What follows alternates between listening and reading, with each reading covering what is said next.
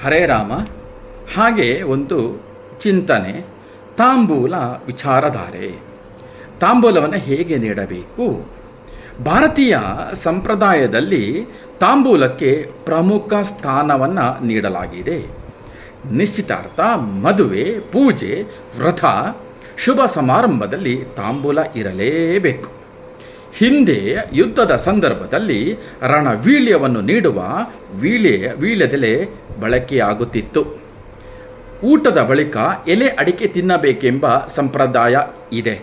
ಹೀಗಾಗಿ ಮನೆಗೆ ಬಂದ ಅತಿಥಿಗಳಿಗೆ ಮೊದಲು ಕುಡಿಯಲು ನೀರನ್ನು ಕೊಟ್ಟು ಊಟ ಬಡಿಸಿ ನಂತರ ತಾಂಬೂಲ ನೀಡುವ ಪದ್ಧತಿ ಇಂದಿಗೂ ಕೆಲವು ಕಡೆ ಆಚರಣೆಯಲ್ಲಿ ಇದೆ. ನಮ್ಮ ಪೂರ್ವಜರು ಯಾವುದೇ ಕಾರ್ಯಕ್ರಮಗಳಿಗೆ ಆಮಂತ್ರಣ ಪತ್ರಿಕೆಗಳನ್ನು ಮುದ್ರಿಸ್ತಿರಲಿಲ್ಲ. ಬದಲಾಗಿ ತಾಂಬೂಲ ನೀಡುವ ಮೂಲಕ ಕಾರ್ಯಕ್ರಮಕ್ಕೆ ಆಮಂತ್ರಣವನ್ನು ನೀಡಲಾಗುತ್ತಿತ್ತು.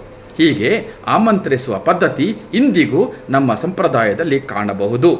ವೀಳ್ಯದೆಲೆ ಅಡಿಕೆ ಜಗಿಯುವುದನ್ನು ಒಂದು ಪ್ರಮುಖ ಹವ್ಯಾಸವನ್ನು ಆಗಿಸಿಕೊಂಡವರು ಸಾಕಷ್ಟು ಜನರು ಇಂದಿಗೂ ಇದ್ದಾರೆ.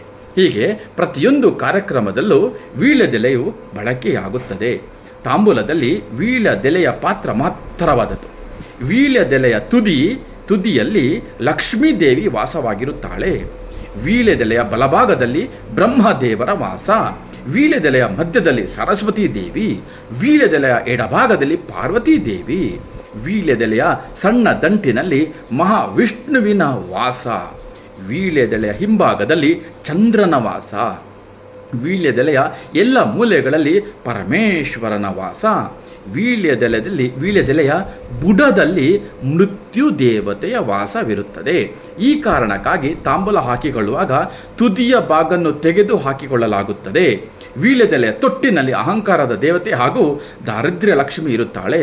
ಆದ್ದರಿಂದ ವೀಳ್ಯದೆಲೆ ಹಾಕಿಕೊಳ್ಳುವವರು ತೊಟ್ಟನ್ನು ಮುರಿದು ಹಾಕುತ್ತಾರೆ. ವೀಳ್ಯದೆಲೆಯ ಮಧ್ಯಭಾಗದ ನಂತರ ಮನ್ಮಥನ ವಾಸ. ಈ ಎಲ್ಲ ದೇವರುಗಳು ಇರುವುದರಿಂದಲೇ ವೀಳ್ಯದೆಲೆ ತಾಂಬೂಲಕ್ಕೆ ಇಷ್ಟೊಂದು ಮಹತ್ವವಿದೆ. ಶುಭ ಸಮಾರಂಭದಲ್ಲಿ ಹಬ್ಬ, ಪೂಜೆ, ವ್ರತಗಳನ್ನು ಆಚರಿಸುವವರು ತಾಂಬೂಲ ನೀಡುವ ಆಚರಣೆ ಇದೆ. ಹೀಗೆ ತಾಂಬೂಲ ನೀಡುವಾಗ ಮೊದಲು ಮುತ್ತೈದೆಯರಿಗೆ ಅರಶಿಣ ಕುಂಕುಮವನ್ನು ನೀಡಬೇಕು. ನಂತರ ತಾಂಬೂಲ ನೀಡುವಾಗ ವೀಳ್ಯದ ತುದಿ ಹಾಗೂ ಬಾಳೆಹಣ್ಣಿನ ತುದಿ ನಮ್ಮ ಕಡೆಯಲ್ಲಿ ಇರಬೇಕು.